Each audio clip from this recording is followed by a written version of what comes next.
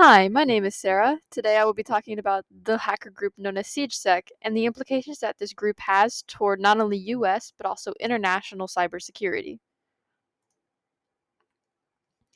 So SiegedSec, also known as Siege Security, was formed in April 2022. They are a group of self-proclaimed gay furry hackers. The group is consisted of Vio, who acts as their leader, Cry, Kitty Hawk, and Mirrorless. The group made the use of the social media app called Telegram to post all their leaks and their hacking projects.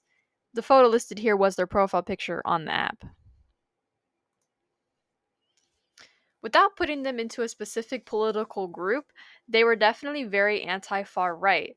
A lot of their attacks were in the name of pro LGBTQ plus rights, specifically trans rights, pro abortion, pro Palestine, and against Project 2025. However, it might be incorrect to call them a hacktivist group, considering one of the members came out and told a reporter that while they didn't attack for money, they also didn't consider themselves hacktivists. They mostly hacked for fun or for other reasons. Yet this belief might be in contradiction with what some other members believe the group to be for, which will be discussed later. Here are some alleged notable attacks from the group that ended up leading to an inevitable FBI search for them. To start off with, SiegedSec attacked the Idaho National Laboratory, which is a US nuclear lab. They gained access to hundreds of thousands of employees' information, which consisted of full names, birthdays, email addresses, social security numbers, all sorts of sensitive information. However, SiegedSec was willing to work with INL. They would take down the post in exchange for the labs creating in real life catgirls. We are still unsure if this is being pursued or not. Now, this attack actually will get criticism from some supporters of SiegedSec because the INL is actually working on climate change solutions. However, SiegedSec will go on to talk about how the INL is responsible for more than just climate change solutions, listing various other areas that they're responsible for. The motive for this attack still isn't really clear, though. It could be to show dominance toward US with their will and their ability to attack US companies, but it also could just be for fun, like what the group member before had said the group was for.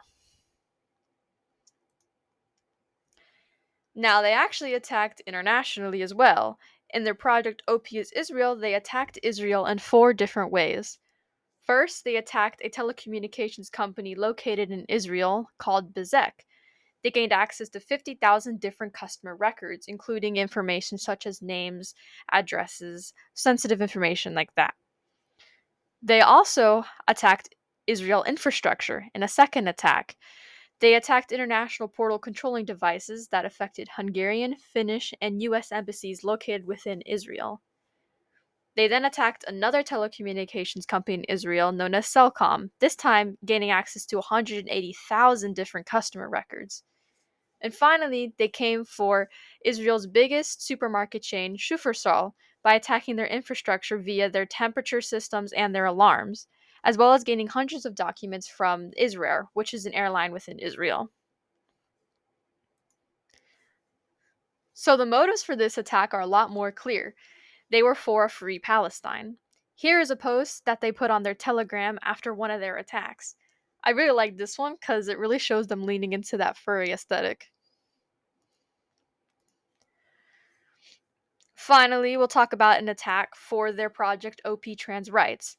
They attacked the conservative think tank Heritage Foundation, which were also the people that came up with Project 2025, which is the plan for Trump to adopt in his second term to turn the White House into a friendlier place for the far right.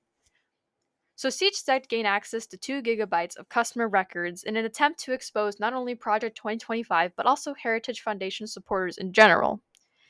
However, this attack would lead to the group's disbandment, as the Heritage Foundation would talk to the FBI and get a search going for SiegedSec. So, to avoid the eye of the FBI, the group will disband. However, this is not the last we'll hear from Siege Security, and it might not be the full story to their disbandment. A group member, Kitty Hawk, will come out in April 2025 to announce herself as Leah Kemp, a member in Siege Security. She'll also come out as saying that she spoke to the FBI in March 2024 about her involvement with Siege Security, as well as Vio's involvement with Siege Security. Her reasoning for doing this will be because she found out about Vio's involvement with another hacker group known as Anonymous Sudan, which Kitty Hawk knew as being anti-LGBTQ+. When she had confronted Vio about this, Vio had said that they didn't care who they fought for, as long as they got articles and clicks. But to Kitty Hawk, this was definitely against the group's goals. What's more interesting about this story is Kitty Hawk's alleged experience with the law enforcement. She said that they seemed uncertain about cybercrime in general, saying that they needed to, quote, adapt to this new type of crime.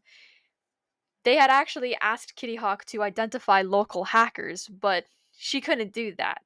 They acted as if she should know about all sorts of hackers and things of that nature, and overall, throughout the whole process, they seemed confused about how to address and handle cybersecurity. So I think this story demonstrates that law enforcement does not yet understand the scope and really like how even cybercrime works. And this can definitely be a security issue, as despite the fact that this is such a small group that didn't seem to work on such a large scale, they definitely not only acted domestically but also internationally, affecting not only like documents and like employee and customer information, but also infrastructure.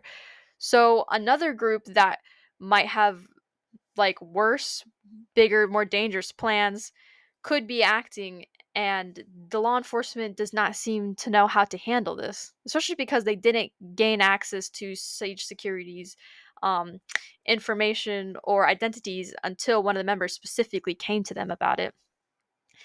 The US in general should be aware of this because this is becoming not only a domestic concern, but also an international concern. And it is not only international actors that are and governments that are acting, but also just your average American citizen. Moreover, this group demonstrates that while hacktivism is not new, the term at least originated around the 1990s, it is still demonstrating how people are using modern new age internet to be activists and to speak out for people, because a lot of these acts, despite what some members say, were definitely for the rights of people not only in the US but also across the globe. So something like this could possibly be good for the people and valid activism, but it is still something that the US needs to be aware of in the case that a group like this ends up just being black hat hackers. Here, I just want to acknowledge some of the places I got this information from, and thank you for listening.